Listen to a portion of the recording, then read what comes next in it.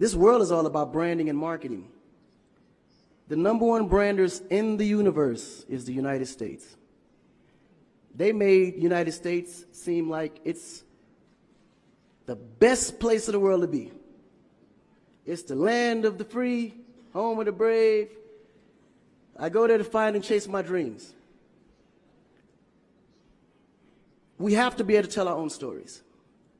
Directors, filmmakers, entertainers, it's going to be clearly, and the press, it's going to be your job to redefine how people think about Africa.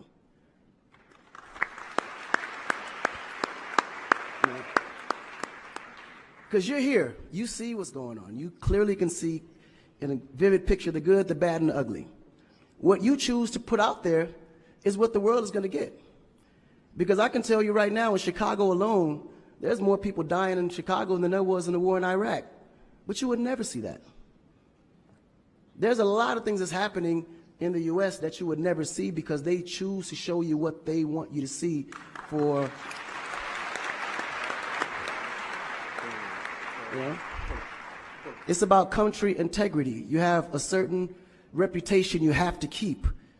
No one puts their family business out into the street.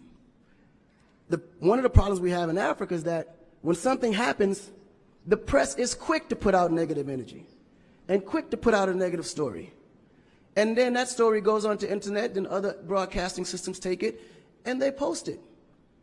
So when you look at places like Kenya, for instance, that I know of, maybe 2 terrorist attacks, but it was everywhere. So now people was afraid to go to Kenya because somebody shot up the mall. But then when you look online, there was over 25,000 attacks in the U.S., but you only knew about maybe 5 or 6. So we have to really rebrand. And then when you look at how the world perceives Africa, they're right. You know, you see zebras, lions, tigers, bears. Oh my. You get to the point where you think Africa's just a big jungle. The images that they're showing of Africa is historical images. This is way before civilization. This is when they were still, battling with spears, like times of Shaka Zulu. No, I'm serious. But then when you look at the U.S., they're showing Superman, Batman,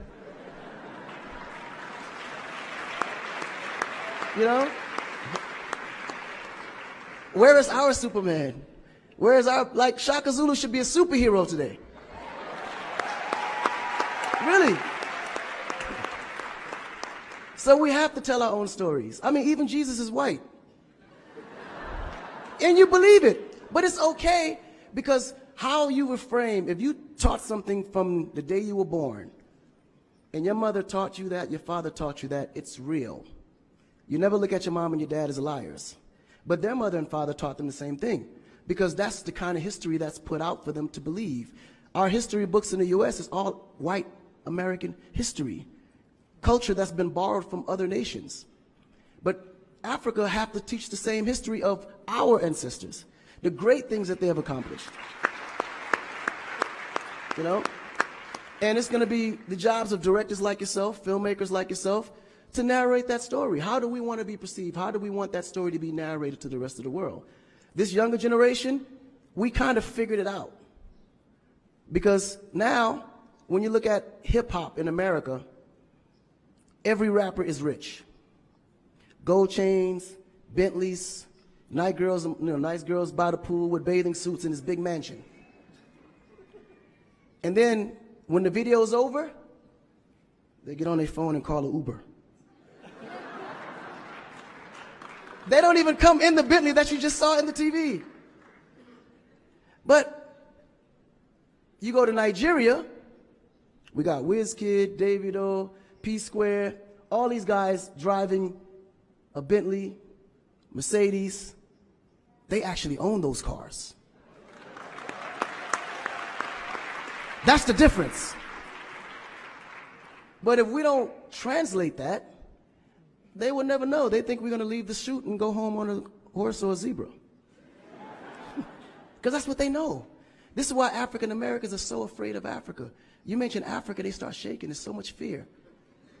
They don't know how to translate that.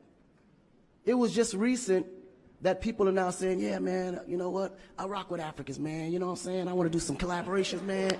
Yo, man, I need an Afrobeat remix, you know what I'm saying? But before, they be like, man, I don't know that dude. I'm not putting him on my record.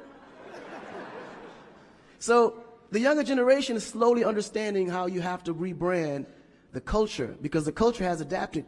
They've actually took everything that we've created and made it look better. They made a superstar look like a superstar. When I look on TV and I see our biggest entertainers, they don't look like stars. That's why you can't really respect the entertainer. If a politician saw a singer, he'd just be like, oh, he's just a local singer. But if he go to that local singer's performance, he may sell out the stadium because he has a huge influence, but the image is not there. So we have to take the image as a huge accountability for ourselves and realize that Africa really does have a reputation.